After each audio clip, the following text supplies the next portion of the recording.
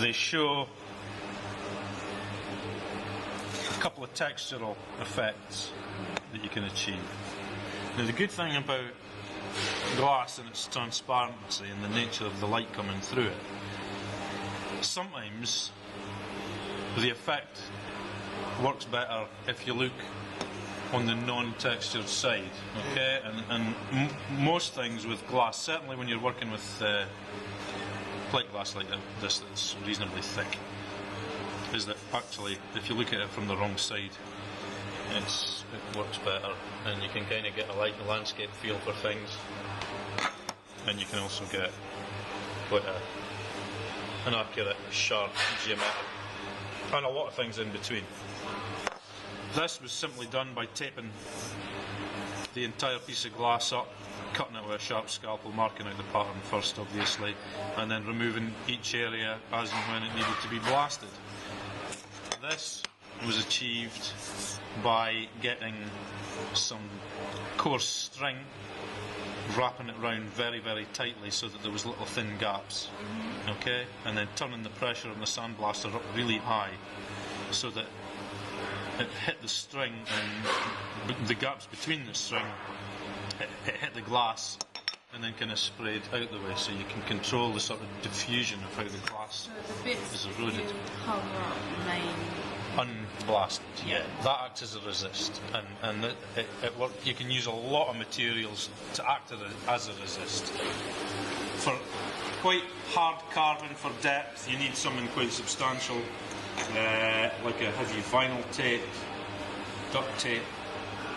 You can use masking tape, but masking tape is actually just sticky paper. You can use masking tape, but you might have to put 2 layers, 3 layers. You're better off using a heavy tape that's got good stickiness. The secret of anything like this is clean, dry, dust and grease free surface, good sticky adhesive tape. Because the pressure is so intense that once you start blasting away, the pressure and the abrasive nature of the sandblasting can actually lift the edge of the tape. So you want to make sure that your tape is really well burnished down, and always cut with a really, really sharp and cut everything out. Okay, if you start sandblasting and you don't cut areas out, the sandblaster will actually remove your pen. It'll not really harden the tape, but then it'll take your design off because it'll slightly attack the surface of the tape. So you have to kind of draw everything out, and you have to cut everything. So what did you cut it with? Just a little scalpel? Very fine scalpel. So you weren't pushing too hard because you didn't want to... Well, you have to be careful obviously because you can mark the glass, but usually you get a feel for it because you'll feel it puncture the tape, and you'll feel it on the surface. If you press too hard, you usually end up, if you use these really long, thin sort of surgical scalpels, you end up breaking the tip off, and you can feel it break off, and you suddenly feel a sort of roughness as the broken bit is touching the glass. So you could get quite fine detail. You can get very fine detail. You can use all kinds of stuff. A good random effect is the hot glue gun. And you know when you squeeze the glue gun and the glue comes out quite molten, you can blodge that onto the surface of the glass, and while it's still hot, you can kind of manipulate it. You have to be careful because it's really, really hot. But if you have a tool or a little spatula or something, yeah, you can. It's really, it's really hot. That's how it works. But if you can manipulate it, stick to the surface of the glass, and you can get some really interesting random abstract sort of marble kind of effects. And you can blast that really, really hard and get some depth. And then when you clean and scrape off the hot glue gun, you're left with clear glass that you can then sandblast back over, so you can get multi-layers. You can build up different layers of texture. The thing with sandblasting that you have to remember is you always blast the deepest section first. Okay, so you're working in low relief, but you're working from the deepest to the shallowest. So if you were to have 3 different layers of blasting, I mean, this is all very, very simple surface blast. So that's not very hard. It's not going very far down. No, I mean it has got quite a texture on it, but it's not really going that deep. But then this type of window glass is very hard. I mean, this is only going in 1 millimetre, but it looks on the face of it, like it's gone in quite deep. But you always work from the deepest to the shallowest, because you're working with some optical illusion on it, a lot of the time, and the deepest thing always looks sometimes closer, certainly if you look on it in the reverse. And it's just a simple optical thing caused by the edges where the glass is being blasted away. Of course, you get things like this, which is a piece of cast, but it's been sandblasted and then it's been polished up in certain areas so that you've got like a high gloss surface and then you've got a satin matte surface. And so I think it's always important to think about, if you're putting a texture or you're doing an effect on the surface, is to remember that glass is a nice, the whole point of glass is you can polish it and get light into it. If you can get light into it from a polished surface, then it'll highlight the texture of the sandblasted or the effect that you've put on the textures. So it's a bit of a balance. It's one of these processes that you just really need to experiment with. I mean, I can tell you various kinds of resists. And the resists we've used in the past are very effective are using tapes to get flat areas, if you like. So you're working from deeply sandblasted back to very, very gentle, light touches. How about if you are going to go really quite deep with the tape blast? You don't maybe have to double up. The thing with the sandblaster, which I'll show you when I show you the nozzle is actually quite focused. So it's not like the whole area of the glass is being attacked. You're only concentrating on an area maybe the size of a 10-pence piece.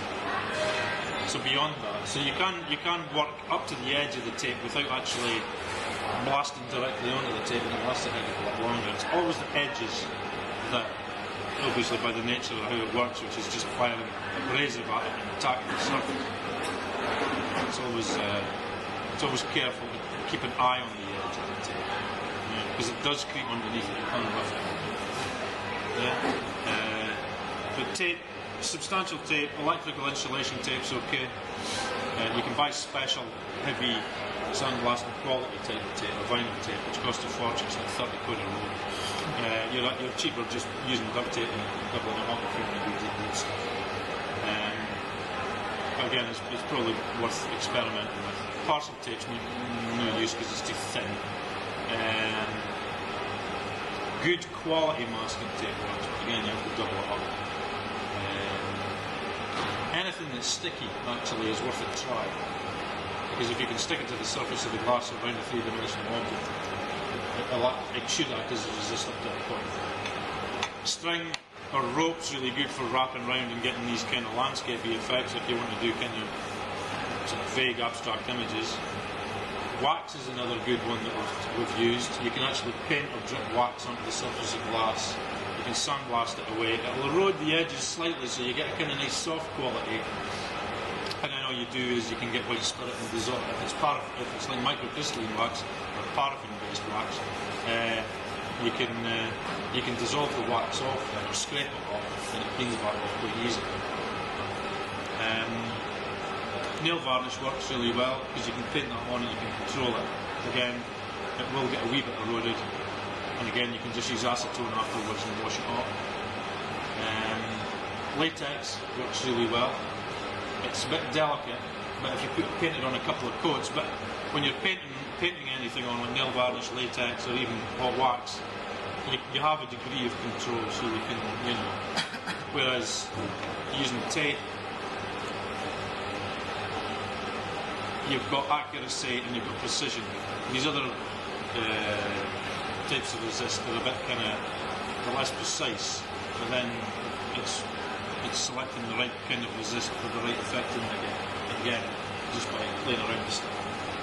I think it's one of these things that if you have a rough idea of what kind of materials work, it's just to try other things. If you want to get into, doing images, there's ways of, we have a laser cutter and you could create a stencil in vinyl on the laser cutter, put that on as a resist, and then you could have quite accurate lettering. So you just need to drop the design and put it in Illustrator or any vector path type program and take it down to John and get it laser cut, or there's a vinyl cutter in product design. and you can have the resistance. It's a good way if you were doing multiples of decorations. You know, even if you were doing a set of wine glasses with initials or something, you know, and then you would cut out and use the negative. Use the negative and the positive, because there's not really any waste by doing it with vinyl cut. Really. You can sandblast. If you were talking about sandblasting decoration, obviously you can sandblast it on glass. You can sandblast it on metal. Aluminium takes sandblasting really well, so does copper, brass. Steel, you can clean it up, and you can printmakers use the sandblaster for putting ground textures rather than having an etch a soft ground one, or sandblast it with a slightly coarser grit. You can sandblast wood very well. You can get some interesting effects in wood. Certainly, if you've got wood that has a hard grain, you know, the grain and the rings that make up the tree. If it has a soft and a hard and a soft and a hard, let's say, I think we'll sandblast that or wood that's been washed up on a beach that's had a wee bit of sort of tumbling already. If you sandblast that, you can get really, really nice effects in the surface of wood, or anything that has a nice grain on it. Because the darker part is the harder part of the grain, and the lighter part is the softer part. You can get textures. You can sandblast balsa wood, ceramics. You can blast the glaze off. You can put glaze on and then blast it off. It is a bit dusty using this machine, and it's a wee bit noisy. So I'll show you how to work it before I switch it on, because I'm not shouting over the noise on the machine. Always wear the gloves. Okay. And the machine is basically a large metal box.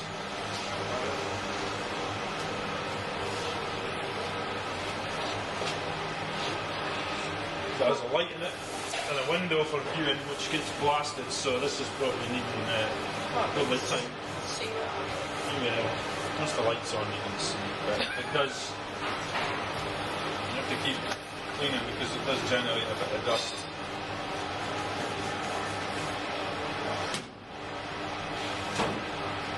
All it is a hopper that has the blast media.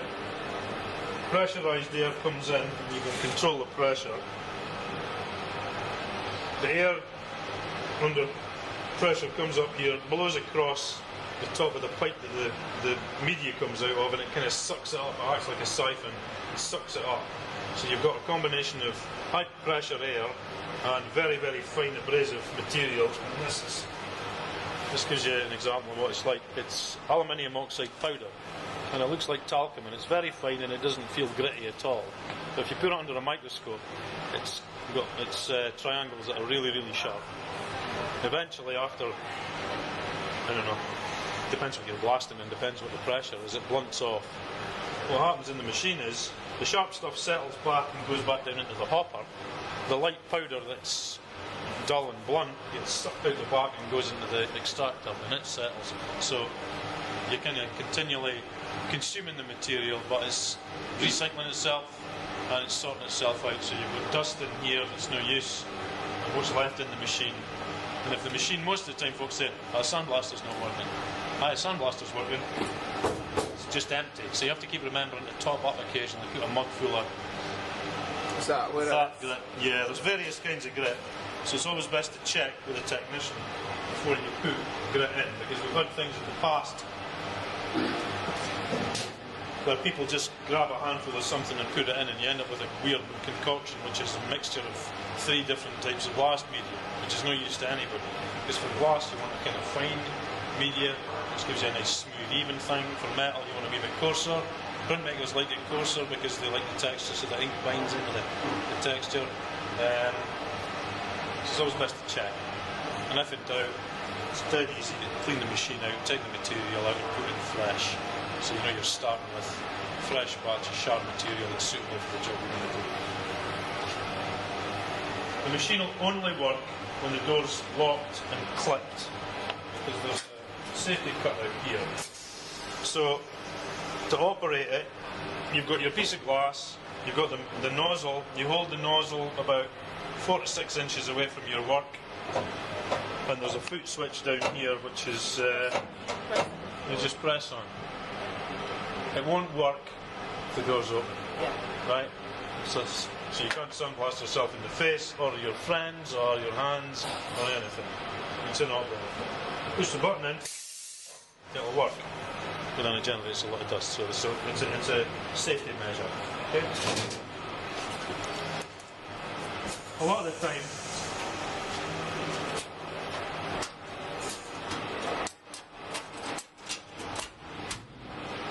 it needs to clip quite positively shut. A lot of the time, the work that you've got is usually small enough that you can hold it in your hand and push it through. Half the time, if it's big stuff, then obviously you need to keep holding the door. With small pieces of glass, we're obviously going to do some slumping or anything. You can sandblast it first and then put it in the kiln, set it up. So sometimes it's easier just to hold it in your hand and sandblast. I'll switch on the machine. I'll just blast this up just to show you. Take the tape off. And show you the effect, and that'll be it. It's dead easy. The machine has different controls for setting the air pressure. I've set this to what we use for glass and for most things actually, and it should sit at 4 bar on the gauge down here. Okay. People do tend to muck about with it, but they don't really understand what they're doing. So if it's not working for any reason, as a technician. So yeah, are we allowed to play about with that changing? No. It's 4 is adequate for what you want to do for glass. Yeah. Unless you're really wanting to do some serious deep carving. Yeah. And to do carving, we'd have to maybe put in a coarser grit, put a new nozzle in the machine. But for general sort of surface textures and treatments and for the sort of low relief stuff, 4 is perfect. Okay. Yep. 2 switches over here. One turns on the extractor, the other turns on the light. The machine has no other mechanical parts or mechanisms or anything. It's all about the air. If the air is on, and you can hear that, and you can see that the needle is somewhere up about the number 4, you're kind of at the sort of 11 o'clock position, and you hear the kss, and you stand on it, it's all working. You can actually work it without having any of this contraption on, but it's a light. Extractor. You need the extractor.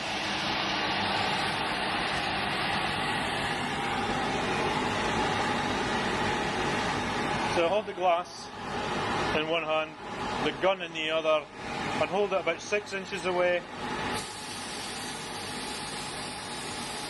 and keep moving.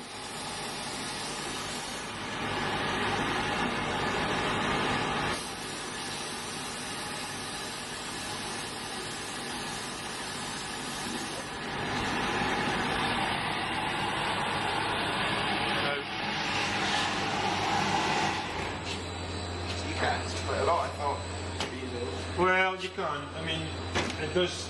The problem with this machine is, and it's the same with a lot of machines, when you sandblast something, some of it blasts back, and it always ends up it's just the nature of the design. It's probably poorly designed, but it ends up sandblasting the window that you're supposed to look out, which is So you're not actually, you can't, it's not a lot of visibility. well, there is. You just have to try and hold it and blast it. I mean, this perspex sheet that protects the glass on the inside needs replaced. That's all. You just have to. Sometimes you have to peer in the gloom. If you're doing a lot of sandblasting, it kind of ends up kind of a bit cloudy inside anyway. So it's really point and shoot.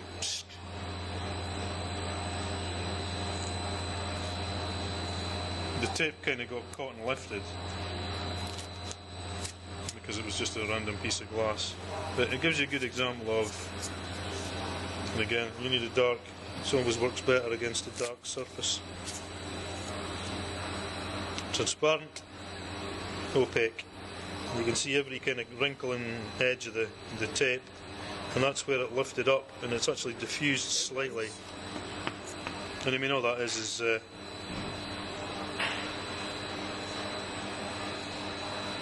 know, So a random bit of glass and a random bit of do you tape. turn it, when you do it, do you turn it round and then do the other side? Well, you don't. No, you don't have to. I mean, obviously, just for the purpose of this demonstration, I sandblasted the whole thing just to sandblast it. When you're actually holding the gun, rather than just, some people make a kind of, and it's natural to assume this, you just hold it and you press it and it goes woof.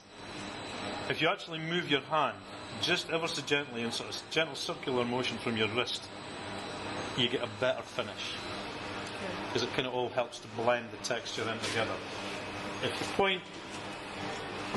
pointing at the glass and just hold it, you'll end up, you potentially could lift the resist or blast some subtle design that you might be wanting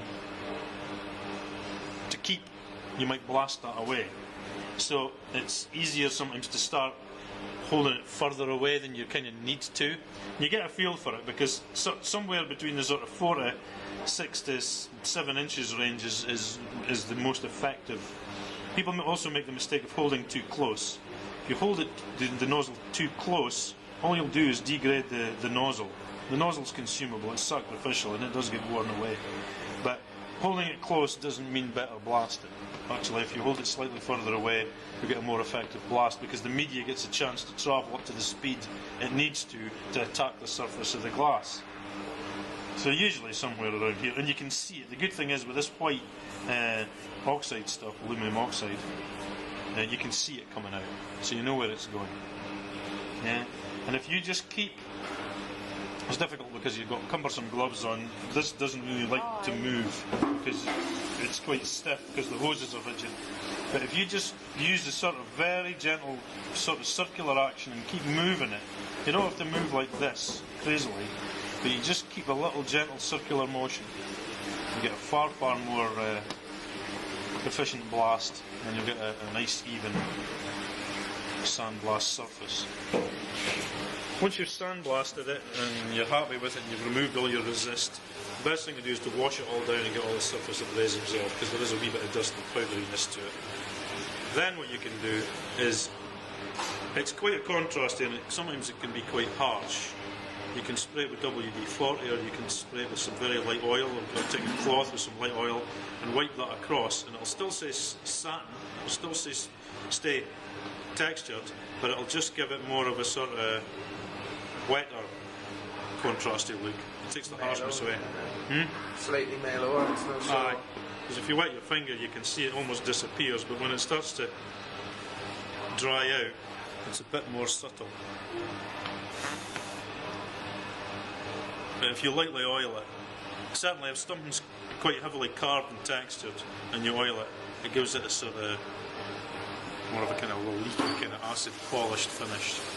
And then of course you can work back into it with real polishing equipment here for polishing glass. You can sandblast it, and then you can use a cork wheel with some pumice powder to then kind of polish back the highlights, so you get even more contrast. But I'll show you that on Monday. Yeah. And I'll show you finishing of cast objects on Monday as well. But this is so simple to use. It's literally 2 switches, point and shoot. Yeah. It's just a metal box with nasty dust in it, that's all. Yeah, that's it.